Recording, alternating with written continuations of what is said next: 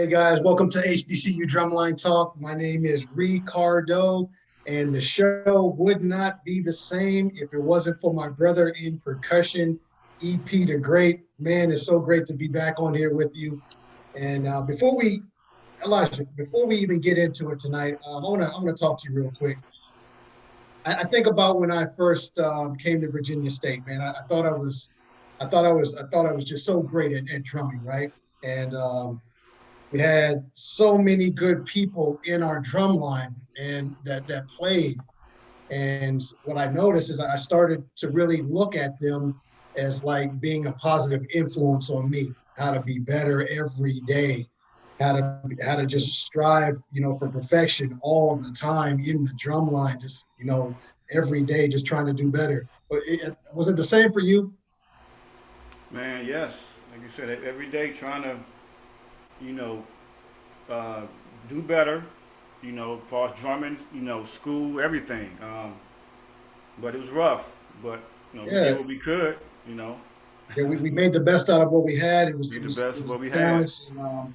And speaking of influences, today's episode is basically called "Influential People in the HBCU Drumline World." And I will tell you, our guest that's on here tonight, man, his resume is just like second to none. And we've had some fantastic people on the cast, right? And here's a person that's actually, he's known in Asia, Europe, even the United States as a percussion writer. Man, he's drummed with the Miami Heat Drumline, the Florida Panthers. He's instructed groups that have, won multiple state titles, regional and championships, WGI, Bands of America. He's been a part of these groups. Who am I speaking of? The great, the one and only Eric Levy.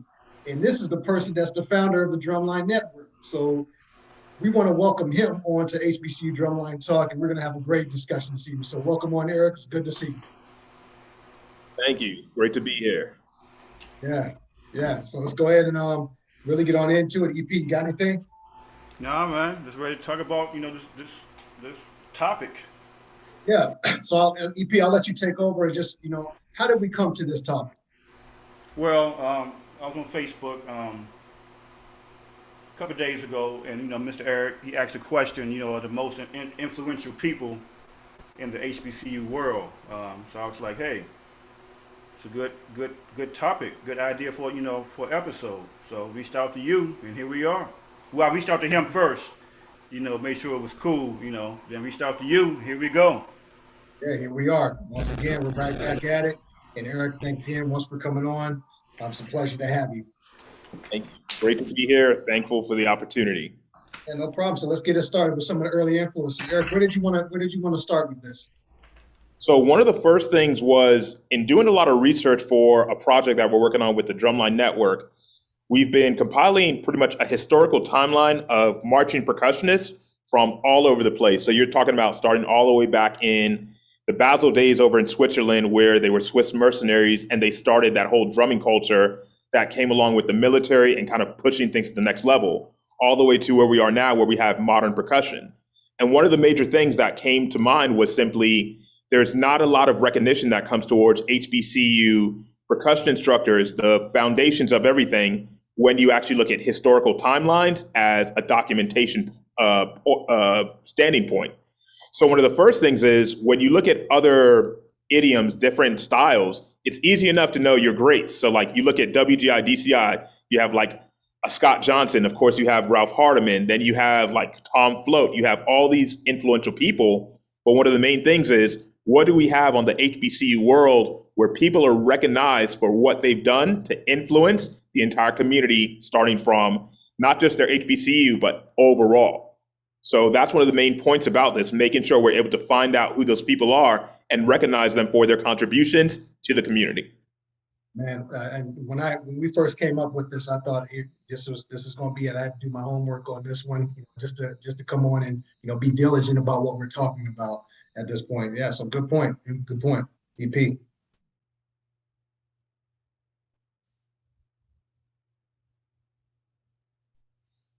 Oh, sorry.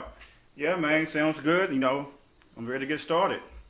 So let's take a look. I mean, when we think about HBCU drumlines, right, in the origins, how it all got started, with one of the earliest groups, something that comes to mind, I think about, an episode EP that we did, speaking to Tuskegee, right, and speaking to them and their drumline, and just knowing that group, that band, is probably one of the most earliest HBCU drum lines, that started back in the early 18 or not early 1800s, but early 1900s and things like that. Just based off of the military background, and I thought that was one of the things. But I think a person that we really, a name that really comes to everyone in the HBCU drumline world is, Johnny Lee Lane, Professor Johnny Lee Lane, right? And it just as an understanding, that is a powerful name just in percussion, right? So I think what we want to look at is the family tree of Johnny Lane, the folks who came after him that really had the major influence on, HBCU drumlines. Anybody have any names they want to throw out there? Yeah. So thinking back to that, so for instance, speaking with like Pedro Ore, one of the first people that he mentioned obviously was Ricky Burkhead as well, that also went out to Mississippi Valley State.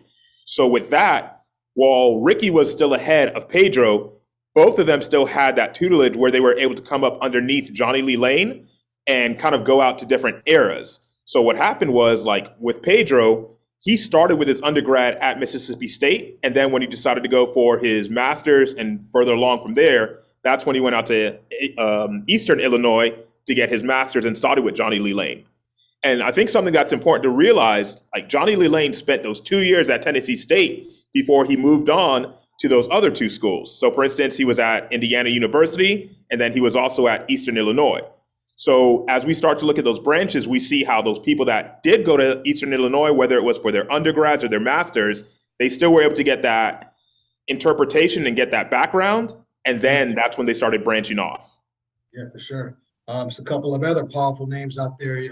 Mr. Bethea, William Bethea, there again, tutelage under Johnny Lee Lane, Professor Johnny Lee Lane. So, these are just folks that have early major influences regionally, culturally on just HBCU drumlines, period. So I guess it's safe to say Johnny Lee Lane is the most influential person. Well, here's what I'll comment on that. When I think about Johnny Lee Lane, I think about percussion as a whole. He's done great things with percussion as a whole.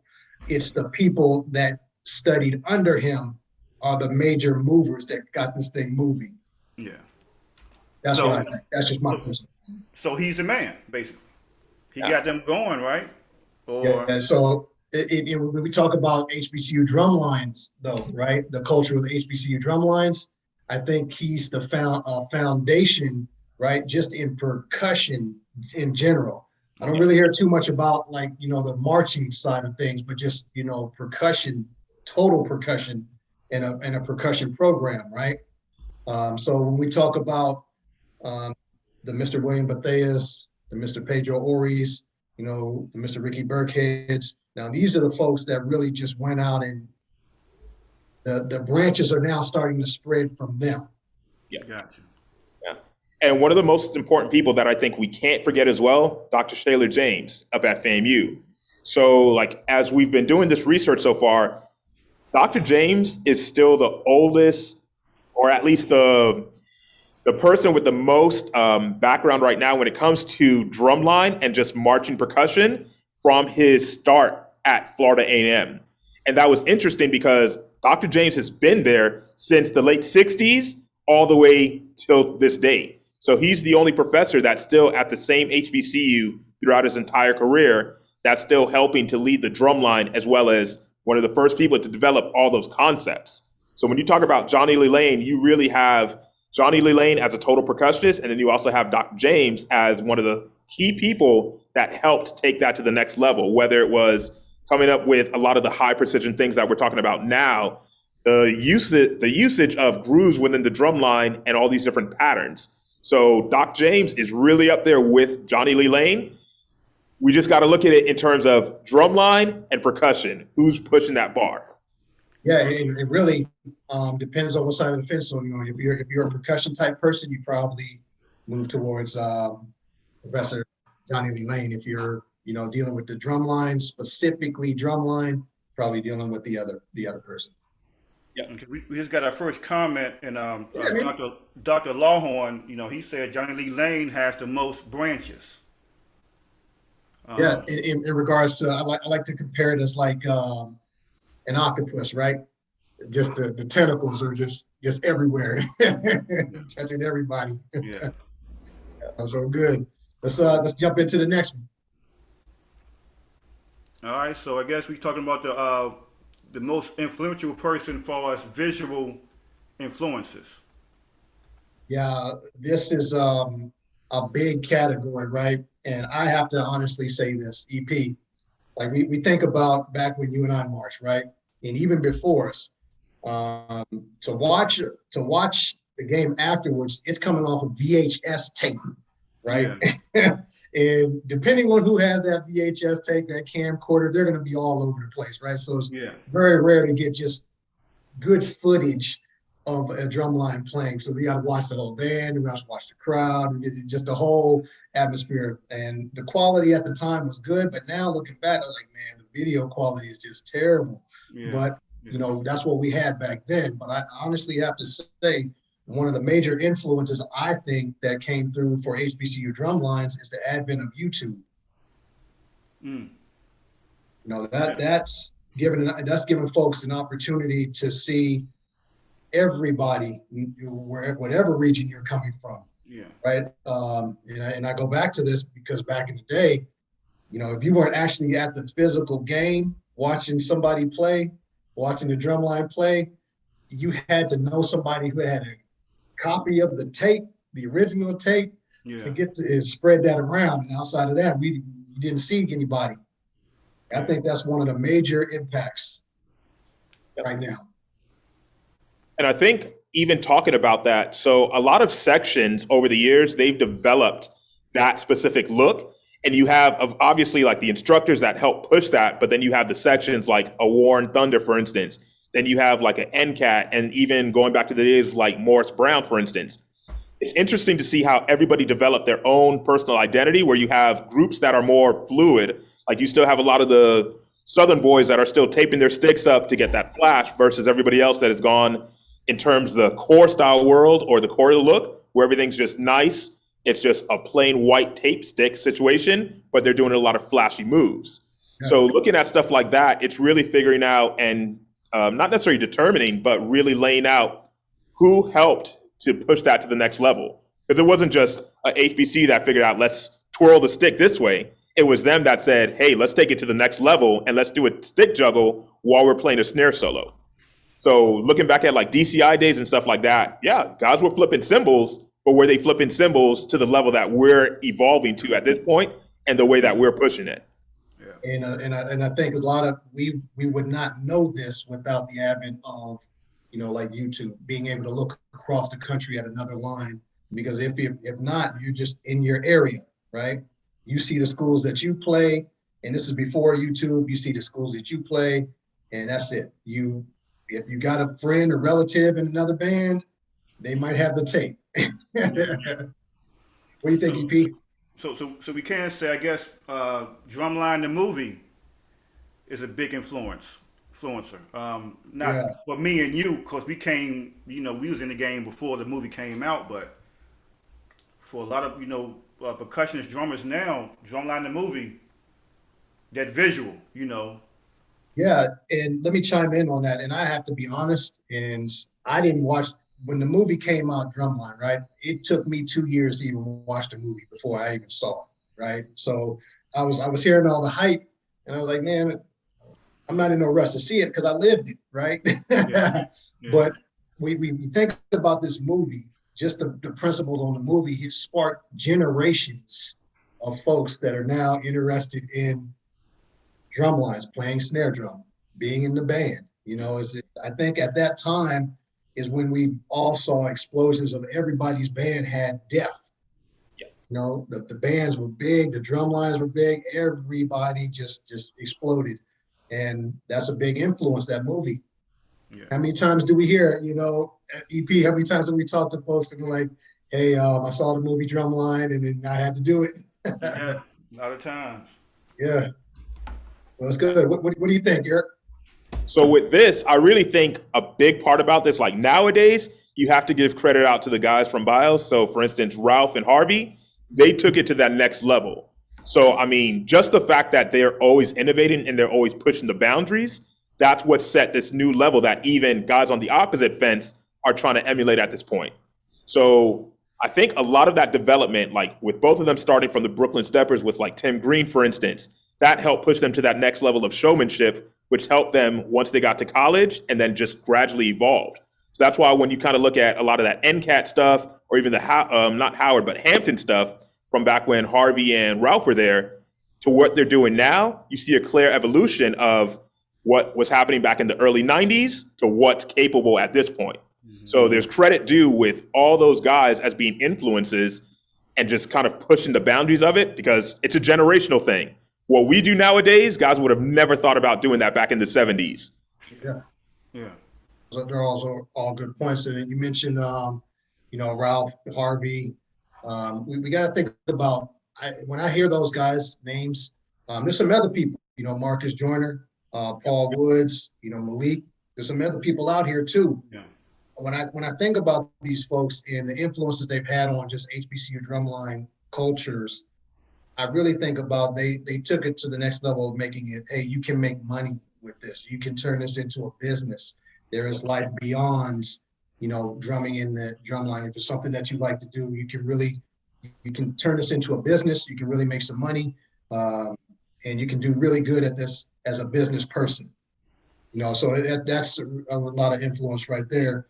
Do we have any other visual folks that may be really influential in the HBCU drumline world? So I think that's one of those things that we're still trying to pinpoint, or we want to pinpoint, and that's where I think a lot of the stigma is something that should start getting changed as we start to move forward. Yeah. So like a saying that keeps coming to mind, history is lost on those that avoid documentation. The biggest thing about that is we can never just be in this place where we're afraid to document things, whether it's because of our philosophy of, oh, if they're not inside, they don't need to know. Or, hey, we just don't want anybody to know our business. We have to make sure everything's documented to the best of our ability at all points in time, even if there's secrecy behind, obviously there's the frat thing, there's the sorority thing. There's things that need to be there, but there also needs to be some type of presence when it comes down to that. And that's one thing, like, I got to give credit to, again, like a Ralph and a Harvey, SDJ Malik Dope Drummer. They've put it all out there, and that's what cemented them within the history books right now. They've made that known that they're the ones doing this, and you can make it obvious.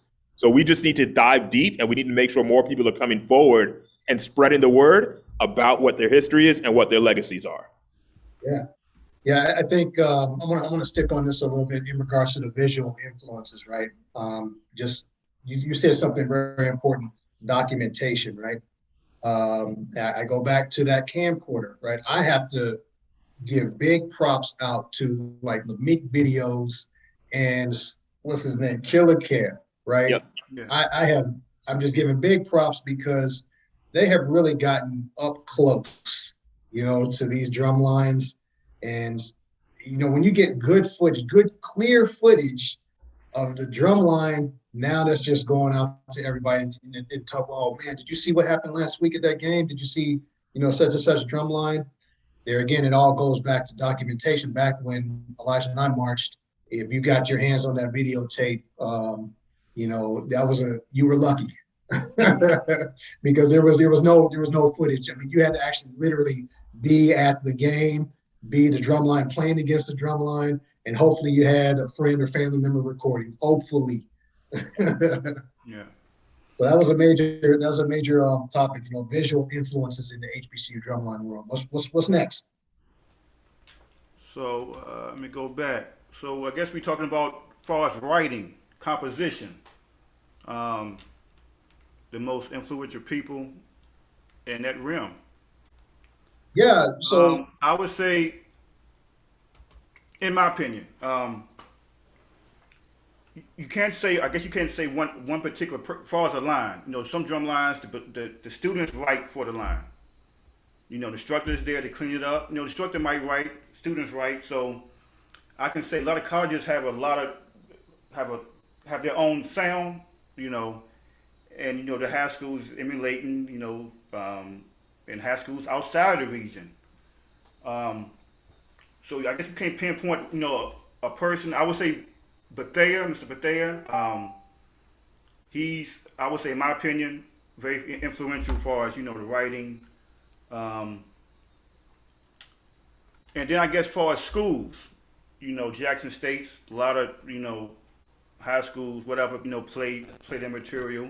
A&T, the Norfolk States, you know, but I guess that's more regional, I would say. Well, you bring up a good point, and Eric, you know, you've written literature for folks all over the world, right?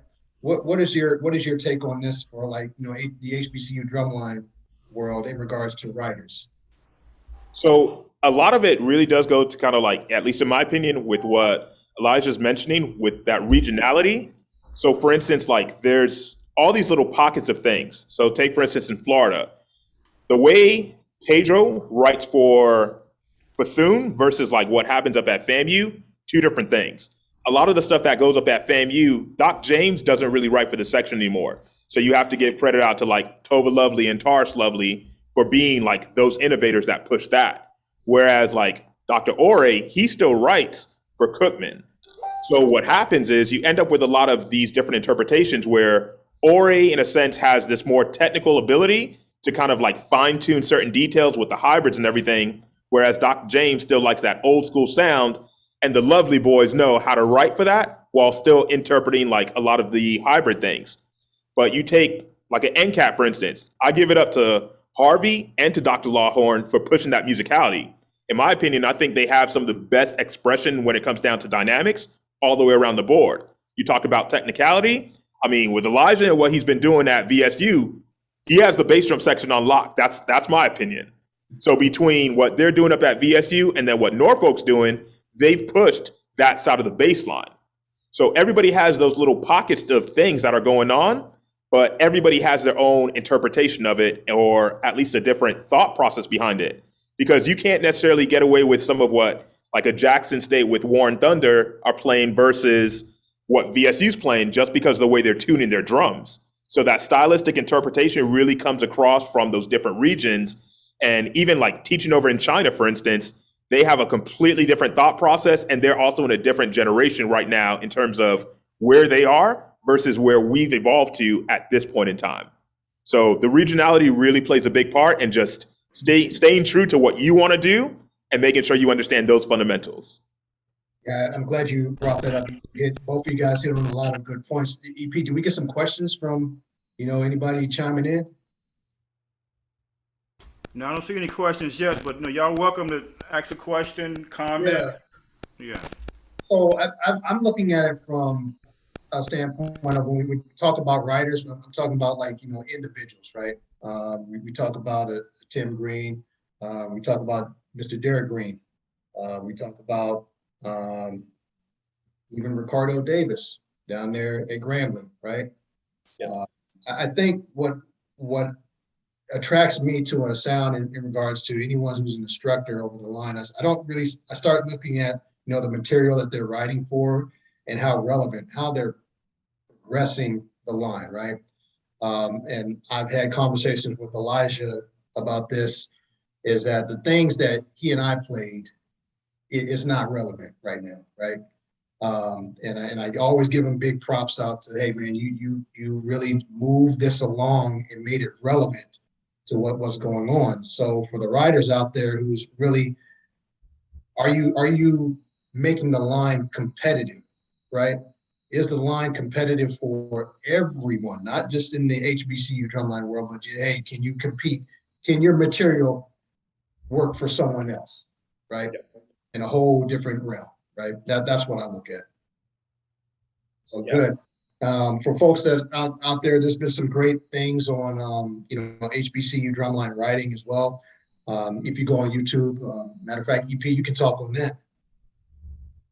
to some of the stuff that you've actually participated in regards to specifically talking about writing in the HBCU style.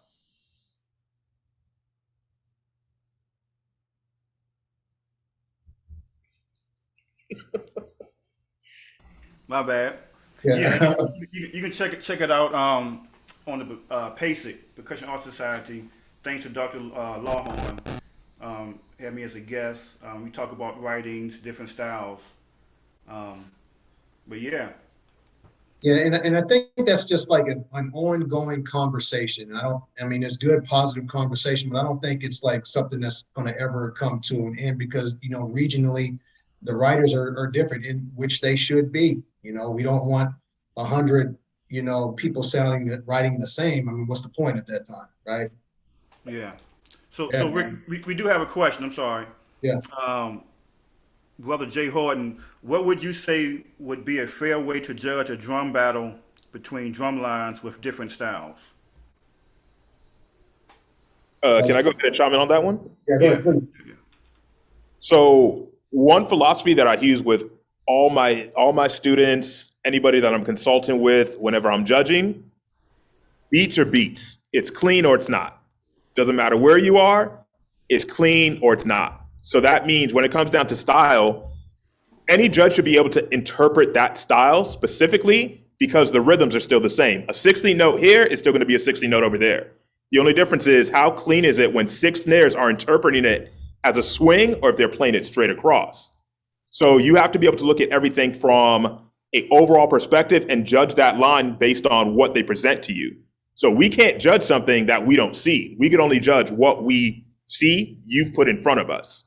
So this means most times if you want to play something clean, guess what? Play it clean or don't. That's how you have to judge it, or at least that's how it should be interpreted depending on the judge that's judging you at that day.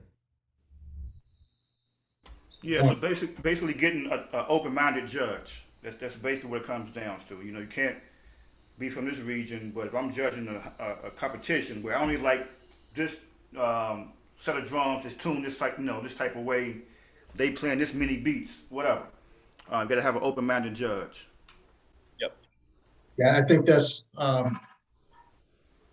the average person who just doesn't really who likes percussion but really is not really dialed into percussion, and listening to specific things, right? I think I would just step back and anytime I like to watch a battle, I like to be like 20, 30 feet away, right? Because it's giving the sound some time to mature by the time it reaches my ears. So what I'm looking for in a battle, just straight up drum lines going at it, is did you lay it all out there on the line?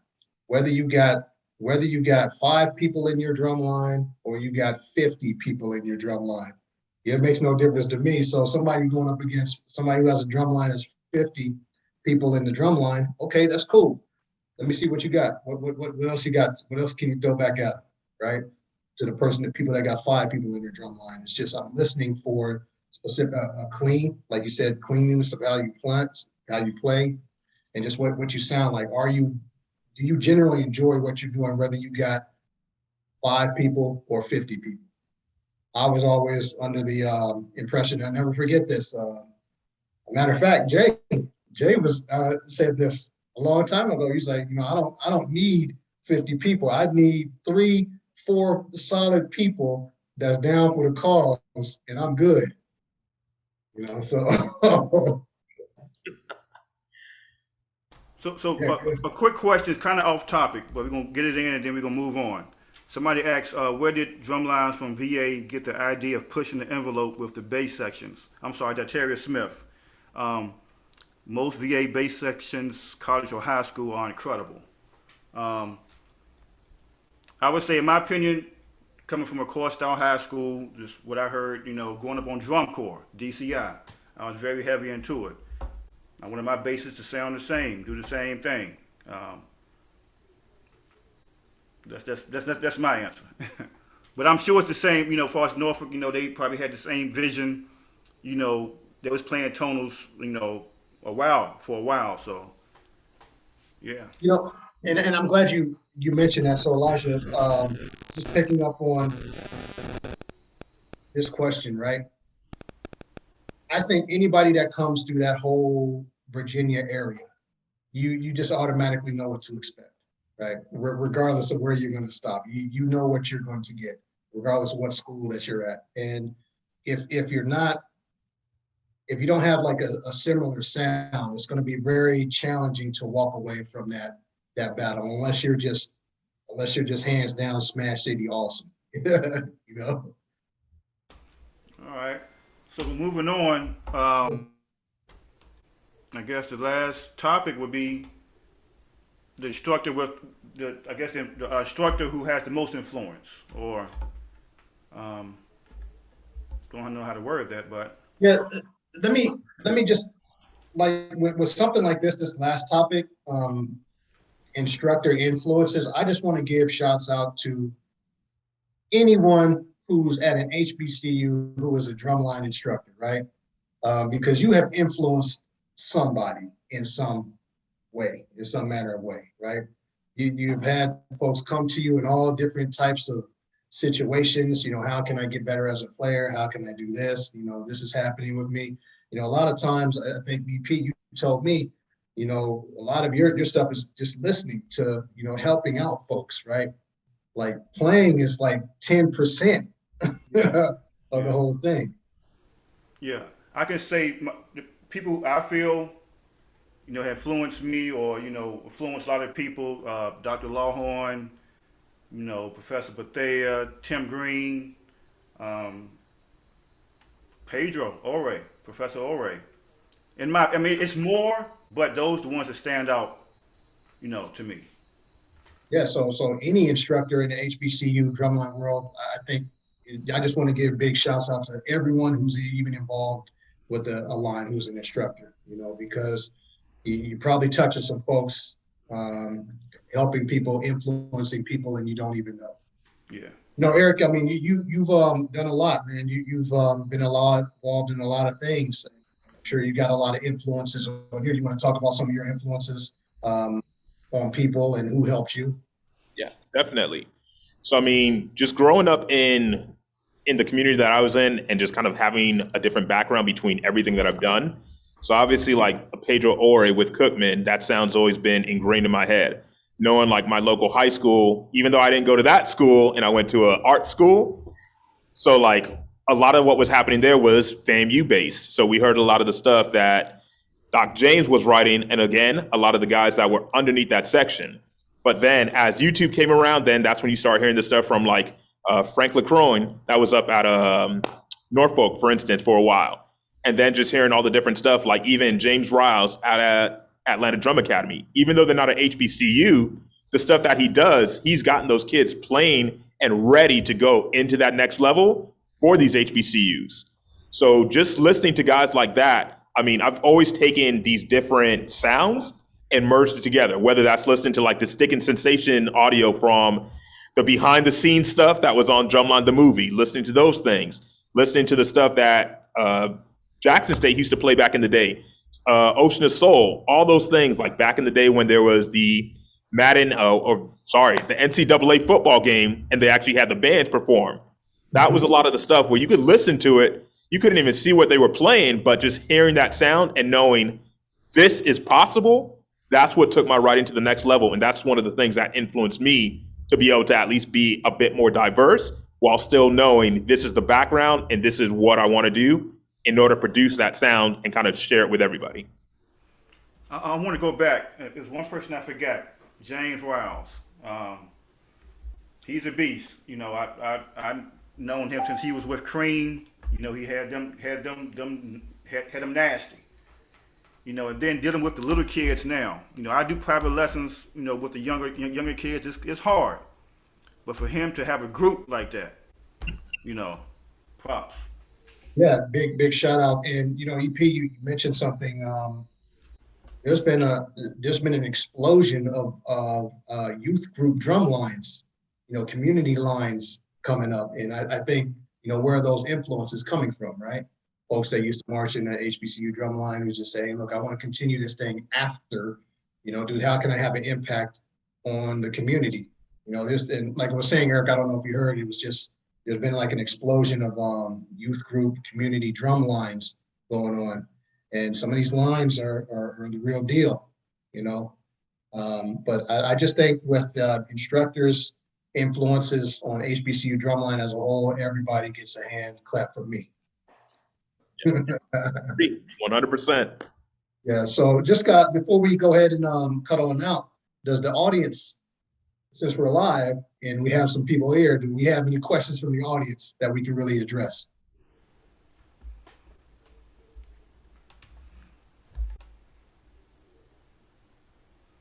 Well, I'll go back to what one of the last comments, Darius Smith. He said Tim Green highly influenced and changed the game for South Carolina drummers. When he raised the bar for South Carolina State, he put everyone on notice that if you want to make this section, you got to put in work and get better. Yeah, I can say, yeah, Tim Green during his years at SC State, they was the truth. They was the truth. Yeah. Yeah, and that says that statement right there, or that question, or that statement says volumes. You know, see how things have progressed. You know, you just can't walk on there. You know. Yeah, Mr. Jamesriles said our lines need to be judged more. So, quick question, Eric and Rick. It be a lot of college competitions going on. Not that many, but from what I hear, some colleges are scared to get judged in a competition. Are we talking about drum lines? Yeah, college drum lines, from what I hear, they are scared to be judged in a competition with other college drum lines. Why is that? Or why do you think? Ricardo, you want to take this one first? No, go ahead, Eric, you got it. All right. So in talking with different people, one of the things that I've heard constantly, it's the lack of qualified judges. So going back to the earlier question, the earlier statement that we heard, there tends to be a lot of bias, and even taking like experiences from other circuits and other organizations, we really lack a diverse range of judges that know how to judge both styles. And most of the time, the competitions that you do run into, if you go to like a predominantly core style competition that's based on drumline, you'll have core style judges that are trying to judge a HBCU style drumline, and they have no idea how to make comments about that. So they just give you all random marks, and it is what it is. But on the opposite side, when you go to like a HBCU style competition, most times what happens is it's just your homeboy from up the road that's judging the competition, and he has no idea what he's doing. So you end up with that bias, and you end up with that favoritism. And that's where you end up with, why am I going to go to a competition if I know I'm going to get dumped in the ranks? Why am I going to go to this if it's just the random dude from up the road when I could go get XYZ that might know a little bit more, and he's never touched a drum in his life? So they have that stigma of simply saying, there's no need for us to go to these events if we're just going to get dogged, and then all of a sudden we're going to look bad. So that's one of those things, at least I think, that we are trying to change over here at the Drumline Network, along with a different crew of people, a mix of people, to make that kind of get to the next level. It's just getting rid of that stigma and making sure we have more qualified people to actually help the entire activity in the community.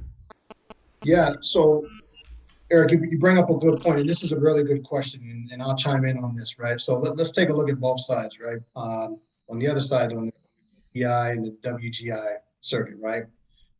You know, even the folks that don't score high are still scoring in like 93, 94, you know, against folks that are like 98, 99, 98 point something, something, something, right? So how exactly, I think the challenge would be, how exactly would you do that on our side, right? And like you said, the challenge with that would be, you know, hey, we got our friend or somebody that somebody just randomly picked to come out and judge a competition, right? Well, what's the scoring off, right? Is there somebody vetting that person that's actually come in? I mean, how are you getting these? Is there explanation behind why this line won, right? I think that's a major challenge because we see it all the time. You know, thanks to YouTube, we can go on and watch a competition, but I think it's a challenge on our ends. What are you actually really coming for, right? What are you really looking at? What are you looking to hear? And there are judges out here who can, step into that role from wherever they're coming from, different sides of the country, that can really step back and say, hey, look, I show no favoritism in this. I'm here to just look at, can you play? Do you look the same? Are you clean? What are you playing? Do you know what you're playing? Things like that. I think once we start to get over those hurdles, we can really, really judge this thing and say, hey, look, these were really good drum lines, and we can have an explanation of why we won or why such and such won.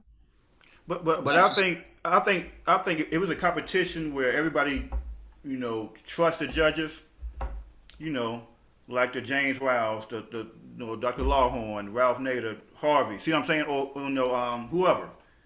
I think if everyone would trust them, everyone do, I'm sure. But if they trust them judges, I think more people would come out for us doing competitions. So maybe Rick, Eric, maybe we need to come up with a HBCU official competition. Yeah. Get the official judges that's open-minded. Yeah.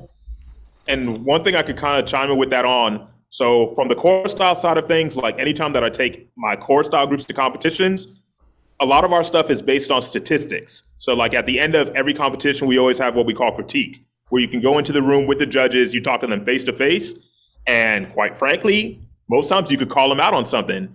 If they gave you a specific number, you could ask specifically, why did you give us this number? And they have to be able to back that up with the statistics. So this means all the numbers are guaranteed based on the rubric and the criteria that's set within that foundation. So when we talk about like you scored a 2.3 in this subcategory, you scored a 5.7, it's all about a lot of sliding scales. And like in WGI and typical marching band, we have like a box system. That's one of the things that I've rarely seen happen on the HBCU or even show style judging side, because most of those guys don't necessarily go down to that level. And if you don't have a lot of judges that are educated in how to use that critique system, you could end up with just a plain number, which kind of doesn't work out because you're not really judging based on certain things. Like when I'm judging, I'm looking at, is everybody's feet the same way? Are we at a fifth position or are we at a closed first position? I'm looking at all the sticks. So are our fulcrums all set the same position? Because that's going to affect our sound quality. That's going to affect our tone quality. So I want to see that everybody within the line understands the same details and they understand that same stuff all the way across the board. So this way, the number that I give you is reflected and it's actually true to that. So if you call me out, I'm able to say, well, this is how I saw it. You were either consistent or you weren't. And that's one of those things I think, at least in my opinion, would help get over that stigma. And going to your point a little bit earlier, Ricardo, that's one of those ways we can kind of push it. So this way, everybody's accountable, from the instructors to the judges to the students. Yeah, because could you imagine just, going to an HBCU drumline competition and somebody won? Well, where's the validation? I mean, I should be able to come up to the line and be like, hey man, I know about percussion too, but you got it wrong on this one. But hey, it's all out of fun anyway. But so hopefully everybody's enjoying it. But I would just hope that we could have that. Hey, well, why did they win? I don't understand how. There's no understanding. Just no explanation. That's all. And Rick, you come to me, that be like, yeah, okay, all right.